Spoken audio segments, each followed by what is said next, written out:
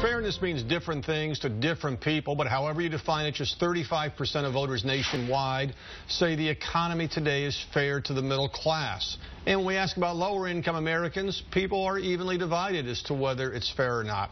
When we look at the justice system, 44% say it's fair to most Americans, but when we ask about low-income Americans, only 35% believe the poor are treated fairly by our justice system.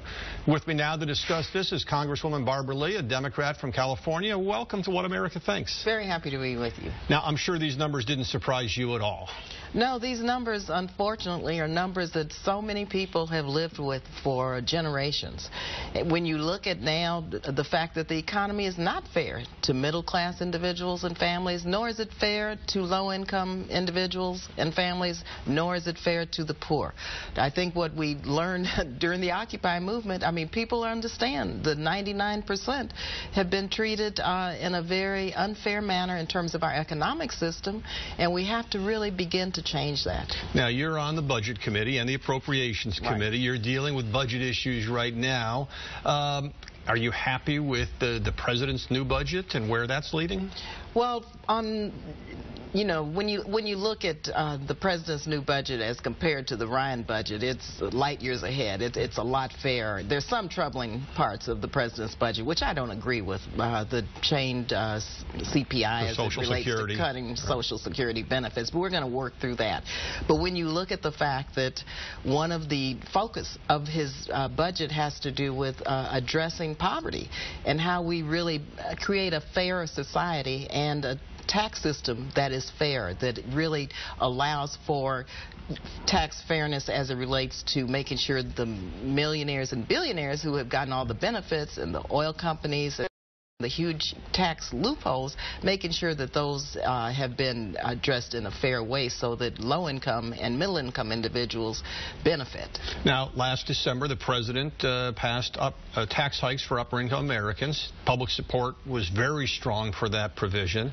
But in other areas, voters are kind of skeptical. I mean, we have some numbers showing that only 21% think that if you have the government get more involved, it makes things more fair. And people tend to think that welfare programs tend to make poverty worse. How do you address people who have those concerns? I tell them just look at the facts. For example, the Earned Income Tax Credit, the Child Tax Credit, when you look at the Supplemental Nutrition Assistance Programs, when you look at workforce training, when you look at investment in early childhood education, when you look at investments in people into targeted areas in low-income and poor communities, you see a trajectory where people who receive these type of safety net support, they really have a pathway out of poverty into the middle class. And the facts are very clear. The statistics are there. I think people just believe sometimes what they hear in the media, welfare queens, food stamp president, and all of a sudden then that becomes part of their consciousness. When in fact that's not the case. Peter Cove was on this show a while back, and he was arguing that we should guarantee every American at least a minimum wage job, that they should have that chance to work, but he was saying the way you would pay for that would be by cutting back on some of the other welfare programs that are out there. Is that something you would be comfortable with? Well, first of all, the minimum wage is very low. The President has actually, in his budget, increased the minimum wage, but what we need is a living wage. In my home state, for example, a living wage would be about $25 an hour. And I tell my Republican colleagues that if we get to a living wage, then a lot of the safety net programs would not be necessary. And so if you have enough income to feed your family, to send your kids to school, to start a small business, to really begin to live the American dream, then you don't need a safety net. But let me tell you, our government is responsible for the common good. Now, are you saying, though, that you think a $25 minimum wage is appropriate for California, but it might be different somewhere else, or is that sort sort of thing that you would like to see across the country? I'd like to see a living wage indexed to inflation, but also regional kinds of formulas that would allow for the quality of life that people deserve based on where they live. Okay. Now, so far we've been talking about economic matters. The justice system is an area that concerns a lot of people. And there's a deeply held belief that lower-income Americans are not treated fairly by this system. Well, they're not treated fairly. And when you look at, and I was on the Public Safety Committee when I was in California legislature during the time that the 3 strikes law became law, and of course I couldn't support it, voted against it, and was harassed tremendously for that. But I knew then that the 3 strikes law would lead to the incarceration of young African-American men for nonviolent drug offenses, and that happened. So and now the numbers we're trying now are amazing.